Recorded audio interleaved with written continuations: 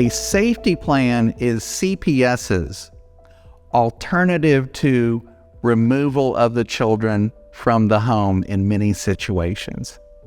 Let me explain. Often, a CPS investigator will surprise you. They'll show up at dinner time, or maybe you've got a call from child's school. Maybe your child went to the doctor and the doctor had some concerns. It can happen any of a number of different ways. But the safety plan comes about when that Child Protective Services investigator believes that there is some type of corrective action that needs to be taken to ensure the continuing safety and well-being of the children in your home. So, the CPS worker is going to ask you to voluntarily, now of course that term voluntarily is somewhat loaded depending on the situation.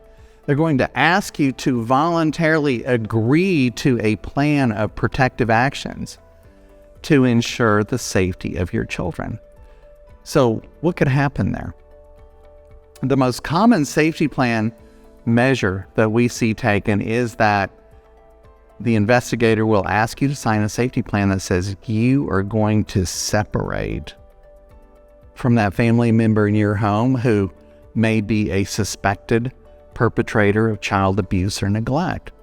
So in the typical situation of intact family, mother, father, 2 kids, that CPS worker could put you in the position of asking your spouse to leave the home for an unspecified period of time. Even more concerning are those situations where a Child Protective Services investigator asks you to find a different home for your child. That's called a parent-child safety placement.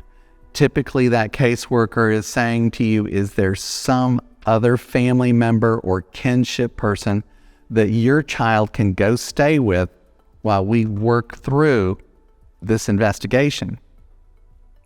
Additionally, a safety plan can request that you provide certain information or participate in certain services. Where I come into play in those situations is I'll get a phone call from a frantic and concerned parent who's being requested to sign a safety plan. From there, my involvement with CPS involves doing 3 things to help that family. Number 1, we're going to have a dialogue, a conversation with CPS, and we're going to come to a clear understanding exactly what are the facts of the situation. What caused CPS to become involved in your family? So we've got to come to a common set of facts. And a lot of times that CPS worker may be dealing with an entirely different set of facts than what's true. So this is an opportunity for us to partner with that worker and to get a clear and consistent understanding of the facts that brought CPS into the situation.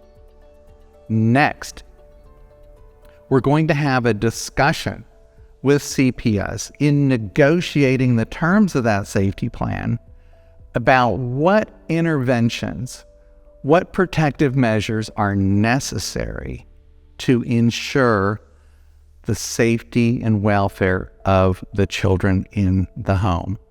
We want to limit the involvement of Child Protective Services. We want to make sure that if there are interventions recommended, that those have some reasonable connection to the harm that we're trying to prevent, if they're reasonably calculated to make your family a better family.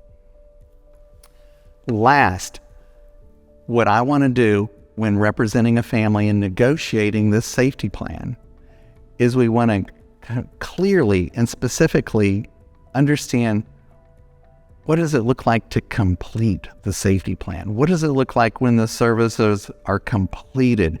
If we do A, B, and C, will you, CPS, close this investigation?